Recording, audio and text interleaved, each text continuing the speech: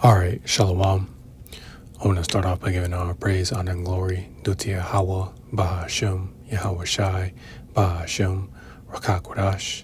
I'd like to give double honors unto the apostles and the elders of wearing millstone, who I learned this truth from, and I'd like to say peace and salutations unto the hopefully elect.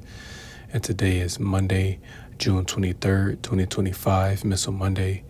And today, usually I will bring out an article, but, the article I'm going to bring out, I'm going to do a separate lesson on, Lord willing. But, I just pretty much want to go into, the severity of this coming Third World War, and just how serious things are going to be because, clearly the American people just don't understand how serious this war is going to be, man, because it's not going to be a traditional war. There's going to be a nuclear war, man. You will have ground troops that are going to be, fighting, but this war is primarily going to be fought with nuclear missiles, man. Hence the reason why, these nukes are being created and have been created for this particular time, So I'm just going to bring out a little information, then bring out a few scriptures. Lord willing, this lesson is edifying and straight to the point. And people that think they stand a chance of surviving a nuclear attack in America, think again. All right, so I'm going to go into this post. And you Americans, get used to hearing this sound in the near future.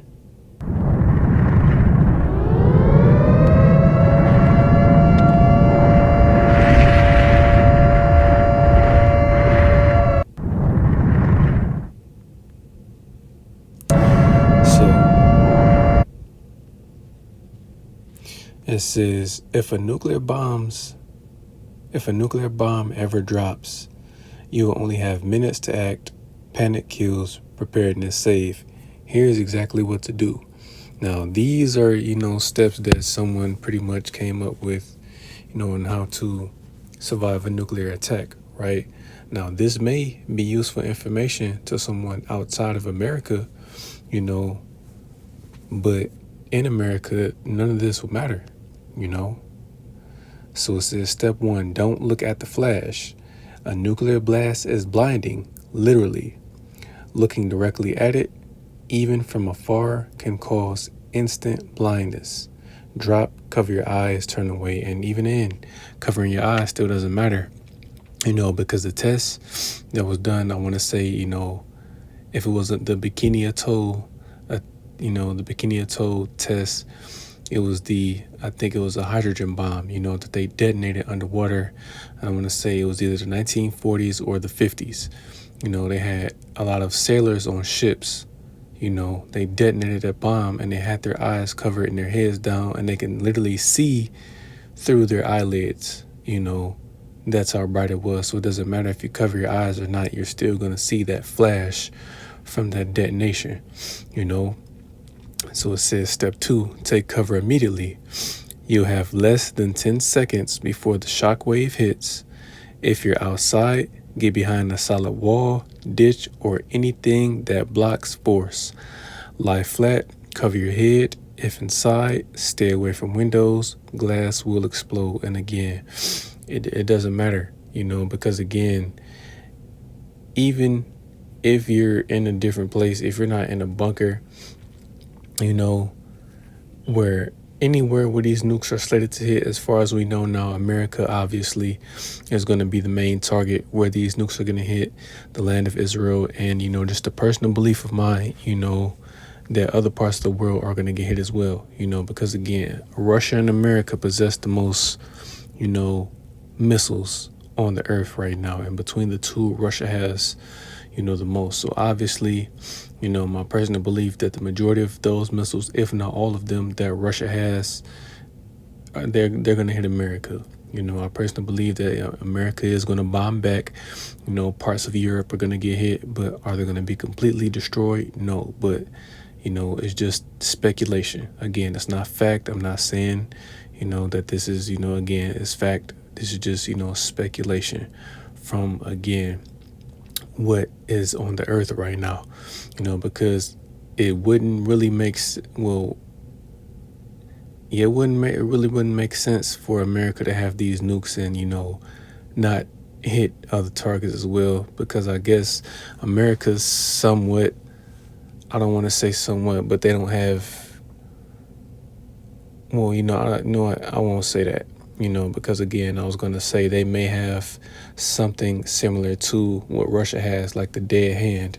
If the in the event, let's just say that Vladimir Putin, perishes, he dies, and war starts. If those missiles are launched and, they don't get a response, within a certain amount of time, it's going to go to, I guess, the general. If the general doesn't respond, then those nukes are going to, automatically be launched, and it's going to unleash, so that's the dead hand, which, I'll do a separate lesson on that as well, Lord willing.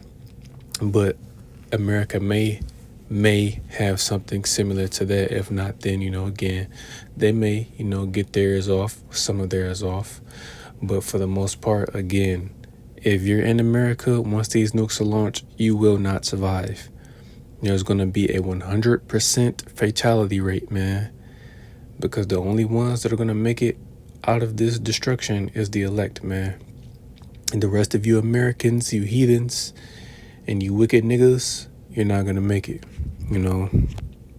So step 3 says, get indoors fast. Well, how are you going to get indoors if it clearly says you're only going to have 10 seconds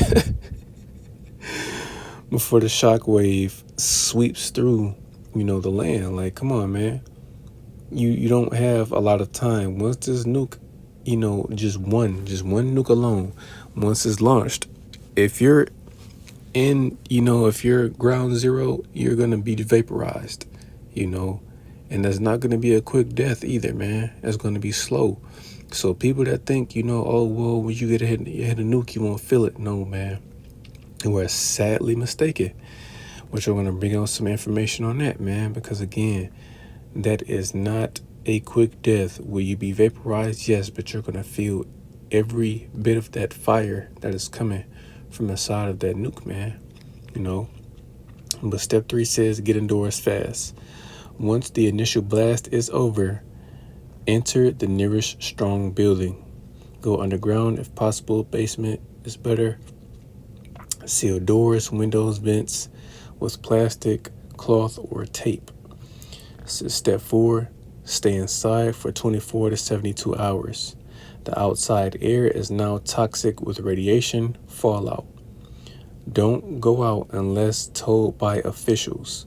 Radiation is deadliest in the first 24 hours. Wait it out, right? And again, that is going to happen, And once this war is over, you're going to have a lot of nuclear fallout, man. So, various parts of the world, various parts of the world, they're going to suffer from that, that nuclear fallout, man. They're going to get sick, because again, the earth has to be cleansed, and that, these nukes are going to serve 2 purposes: to destroy America, aka Babylon the Great, and to cleanse the earth, because again, the land of Israel is going to be hit, it's going to be destroyed, but that land has to be cleansed. Why? Because Amalek is over there, Ishmael is over there, that's not their land, that is our land, so they're going to have to be, they're going to have to get up out of there, and the Lord is going to cleanse the land, man, because Jerusalem is going to be made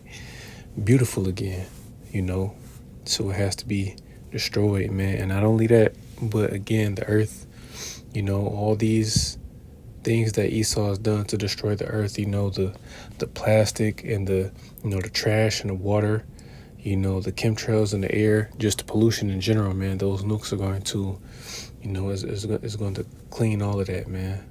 It is. So those are the 2 purposes that these nukes are going to serve: to destroy and to cleanse the earth, So step 5, clean yourself up. If you were outside during or after the blast, remove all clothes. They carry fallout. Wash with soap and cold water. Do not scrub. It opens skin. Seal clothes in a plastic bag. So it says bonus survival tips: don't drink tap water or milk unless or until tested. No phones, no internet, radios, battery or hand crank are lifesavers. Keep a basic go bag, water, iodine, tablets, flashlight, food, radio, first aid. Excuse me, Slakia. Now, again, this information may be useful to someone, you know, or, to certain people in various parts of the world, that may not be directly, hit, with these nukes. But again, that nuclear fallout, again, depending on whatever other parts of the world are hit, these may help. But at the same time, it's not going to matter, because again, once this goes down, man, that's it, man. These people are going to suffer for a minute, but that's just going to be the beginning of Israel, coming back into power and establishing the kingdom of heaven on earth, man. But before that happens, again, this war is going to happen, But to go into, this, because again, this was something, I was pondering on, which I've done a lesson on this before. But again, it was just something, that I was thinking about earlier, man, because people just don't understand how serious this is, right?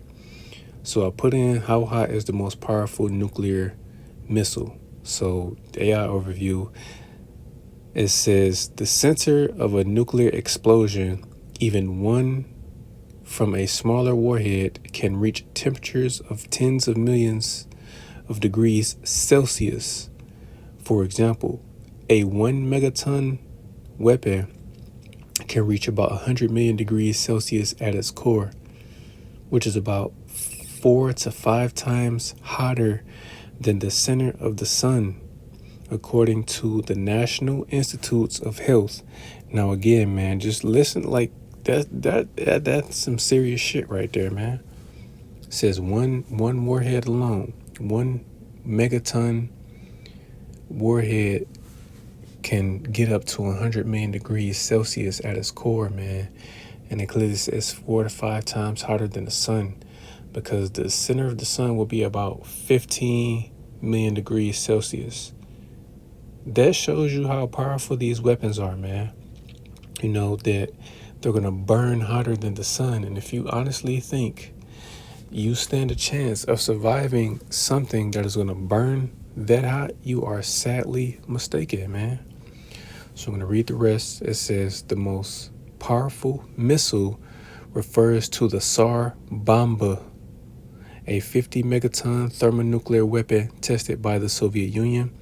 According to Wikipedia, while its exact peak temperature isn't specified, it would have been significantly hotter than a 1 megaton device, obviously.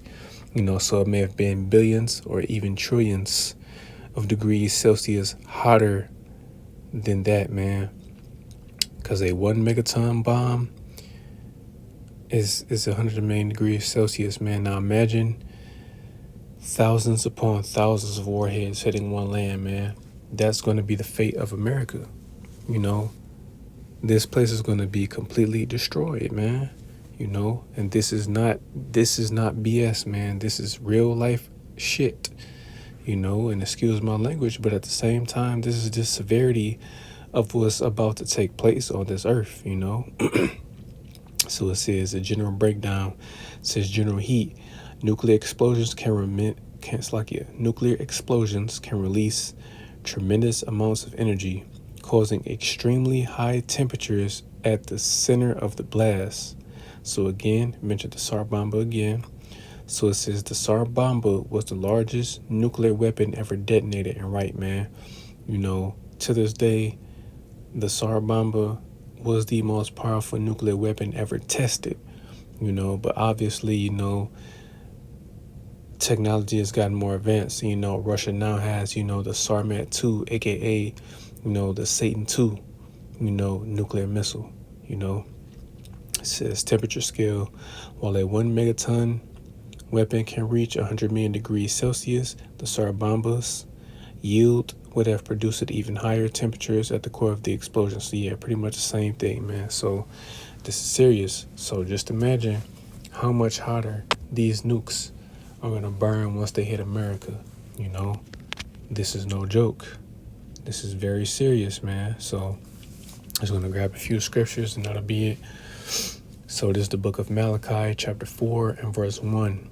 It says, "For behold, the day cometh that shall burn as an oven, and all the proud, yea, and all that do wickedly shall be stubble.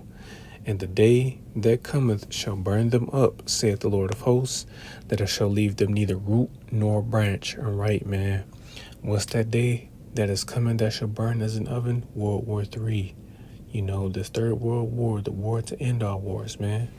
That's how serious this is. And we clearly see just going on with the Israel-Iran conflict, you know, which, again, things are going to heat up, but we still have to wait on what? The mark of the beast to be implemented, right? So I'm going to get the book of Revelation, chapter 11, and verse 14. That says, "The second war is past, and behold, the third war cometh quickly." And right, man, World War II, you know, happened, you know, from 1939 to 1945, you know, between, you know, those 6 years, man, that war took place. And it was a very devastating war. But this coming Third World War is going to top both of those wars, man, because of the great destruction that is going to take place upon this earth, primarily here in America, aka Babylon the Great, you know. And what it's going to cause, you know, that day to burn with fervent heat, you know. So this is the book of Isaiah, chapter 54 and verse 16. It says, "Behold, I have created the smith that bloweth the coals in the fire, and that bringeth forth an instrument for his work. And I have created the waster to destroy." And right, man, the modern day smiths will be the scientists and physicists that are behind creating and developing these nuclear weapons, you know, because what does a blacksmith do? They create weapons of war, you know, swords. And what was Esau's blessing pursuant to Genesis 27 and 40? The sword, man. And his ultimate sword being these nuclear weapons, you know. Excuse me. The Lord, or Isaac, you know, blessed Esau with the very technology, you know, or he gave them the very thing, you know, that he came into power with, that he's going to be taken out of power with, you know, because he had the world in fear when he dropped those nukes, you know, on Hiroshima and Nagasaki, you know, and America, you know, had the world in fear for a period of time. But now you clearly see that, you know, these other nations, they aren't afraid of America anymore, you know. And again, the way to destroy being these nuclear weapons that are on earth today, right? So I'm going to get the book of Joel, chapter 3 and verse 9. And it says, "Proclaim ye this among the Gentiles, prepare war, wake up the mighty men, let all the men of war draw near, let them come up. Beat your plowshares into swords, and your pruning hooks into spears. Let the weak say, I am strong." And right, man, you've clearly seen that, man. I have been seeing this over, you know, the past decades, man, where you have these different nations that are exhausting their resources into their military, you know, primarily their nuclear arsenal, you know, because there are currently 9, if not 10, because, you know, there's still speculation on whether or not Iran has nuclear weapons. You know, me personally, I believe that they do, you know, but just, you know, for edification's sake, you know, there are currently 9 nuclear armed nations, you know, the primary 2 being Russia and America, you know. But again, these other nations, you know, they've exhausted their resources into developing, you know, their own technology. And this is the weak saying they're strong, man. They're not afraid of America, and they're ready to take this place down, you know. So again, that's the weak saying that they're strong, you know, because it's no joke, man. This is a very, very serious time that we're in, right? And then I mentioned it. This is the book of Isaiah, chapter 9 and verse 5. And it says, "For every battle of the warrior is with confused noise and garments rolled in blood. But this shall be with burning and fuel of fire." And what is going to cause that? These nukes, man. These nuclear missiles, and in particular the warhead, because that's the part of the missile that does the damage, you know. This is very serious. This is very, very serious, man. And there's not gonna be any escape, man. It's not. Right? So I'm gonna get the book of Joel chapter 2. You know what, I'll start at verse 1, because I was gonna get, the main point is in 3 that I want to get. But I'll start at verse 1. Joel chapter 2 and 1 says, blow ye the trumpet in Zion, and sound an alarm in my holy mountain.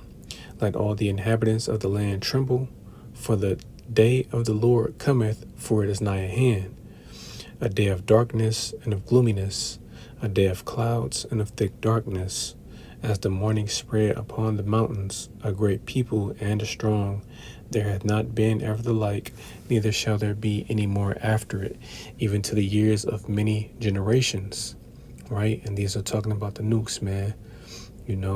Because again, they've been created. These nuclear missiles that are being created in this time are going to be used. None of them are going to be spared.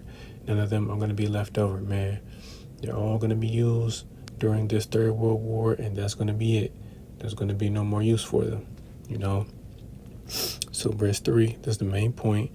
A fire devoureth before them. Because again, the warhead is the part of the missile that does the damage, and then also, these missiles, they're going to be traveling so fast that they're going to be on fire.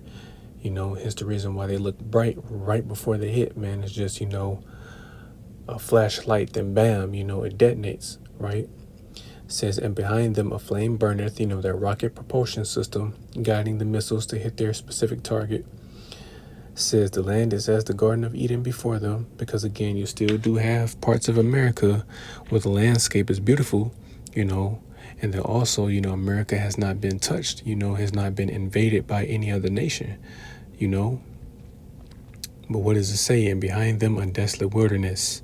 So again, once these nukes hit, man, that's it, But what does the rest of the verse say? It says, yea, and nothing shall escape them. So if you try to follow these, these nuclear tips and think you're going to survive this and you're still in America, you are sadly mistaken. It's not going to work. Clearly just said nothing shall escape them, man. But the only thing that is going to escape, again, are the elect, man. They're going to be brought through the fire, literally, But for the majority of the people that are left here in America, they're going to die, They're going to die. And this is going to give a vivid description of how you're going to die, man. This is the book of Zechariah, chapter 14 and verse 12. And this shall be the plague wherewith the Lord will smite all the people that have fought against Jerusalem. Their flesh shall consume away while they stand upon their feet, and their eyes shall consume away in their holes, and their tongue shall consume away in their mouth. And right, man, that is giving a vivid description of people being burned alive, man. A prime example of that would be the scene from Terminator 2, when Sarah Connor had that dream where she was destroyed by a nuke, man. A very, very vivid illustration of what's about to be the fate for you people here in America that are first and foremost not a part of the elect and that receive the mark of the beast, And even if you don't get it, if you're still slated to be destroyed by the sword, then so be it, man. That's going to be your judgment, to be destroyed in that fashion. And it's no joke, you will not survive, man. America is going to be left completely desolate, So I'm just going to get a couple verses out of Isaiah 34. And that'll be it, man, because again, this is a very serious time. It's exciting times, but it's scary as well, man, because again, this is about to become a reality for all of us very soon, man, because this coming Third World War, this is not a joke in any way, shape, or form, man. So all of you that are, just out there bullshitting, it ain't gonna be funny until you get caught up in it. So this is the book of Isaiah, chapter 34 and verse 1. It says, come near, ye nations, to hear, and hearken, ye people. Let the earth hear, and all that are therein, the world, and all the things that come forth of it. For the indignation of the Lord is come upon all nations, and his fury upon all their armies. All right, man. All the armies of the earth are going to be gathered together over in the valley of Yahweh Shaphat, you know, and they're going to be judged. The Lord is going to destroy them, right? And it says it right here. He hath utterly destroyed them. He hath delivered them to the slaughter. And all of you that get drafted, understand that that's your judgment, you know, because the draft is coming. If you get drafted to go and fight in this war, you're not coming back home. So, you know, kiss your wife, your kids, your family goodbye, man, because you ain't coming home. You're going to die over there in the valley of Jehoshaphat, man, the valley of decision. Verse 3, their slain also shall be cast out, and their stink shall come up out of their carcasses, and the mountain shall be melted with their blood. And there's going to be a lot of bodies, you know, over there as well, man. You know, because again, the elites, you know, they're going to, shit, after this destruction, they're going to have to get to work and get to cleaning it up, man. So it's going to be a lot of dead bodies over there in the east, you know. Verse 4, all the hosts of heaven shall be dissolved, and the heavens shall be rolled together as a scroll, and all their hosts shall fall down, as the leaf falleth off from the vine, and as a falling fig from the fig tree. And right, it says the heavens being rolled together as a scroll. And right in the clip that I featured, it, you know, gave an AI, you know, illustration of the heavens being rolled together, which is what that mushroom cloud from that detonation, you know, that's what that's talking about, man. You know, verse 5, for my sword shall be bathed in heaven. Behold, it shall come down upon Idumea. What is modern day Idumea? America. It says, and upon the people of my cursed judgment, who are the people of the Lord's curse, Edom. You know, because Edom still has the Israelites, so-called Negroes, Latinos, and Native Americans in captivity, and he refuses to let us go. So that's the reason the Lord is going to destroy him the same way he destroyed ancient Egypt, you know. But the only difference between that is, you know, the Lord is going to burn this place, you know, because ancient Egypt or Egypt is still standing, you know, or at least, you know, it's not the same as it used to be, is what I'm saying. Like, it wasn't destroyed by fire, but, you know, that place was plagued. But America is going to be plagued, and just like ancient Egypt was plagued, and it's going to be burned, you know. Now, ended with this is verse 6. The sword of the Lord is filled with blood. It is made fat with fatness, and with the blood of lambs and goats, and with the fat of the kidneys of rams. And that's you people, you know. These are sacrificial animals, lambs, goats, you know, rams. These are sacrificial animals, man. And America is just one big altar, you know, where that sacrifice is going to be made. And you people are the sacrifice, man. You're going to be burned, you know. It says, for the Lord hath a sacrifice in Basra, yet again, another capital in Edom, you know. Basra, modern day Basra being America, says, and a great slaughter in the land of Idumea, you know, which again, Idumea is just a Greek way of saying Edom, you know, or I may have been wrong. I think Basra may be the capital, if not Petra. I could be mistaken. If I said it wrong, then Salakia. But again, man, modern day Basra, modern day Idumea, it's talking about America, man. America is going to be destroyed by fire, you know, and there's no way around it. If you're here, you're still in America when these nukes go off, and you're not a part of the elect, then you're going to be destroyed, you know.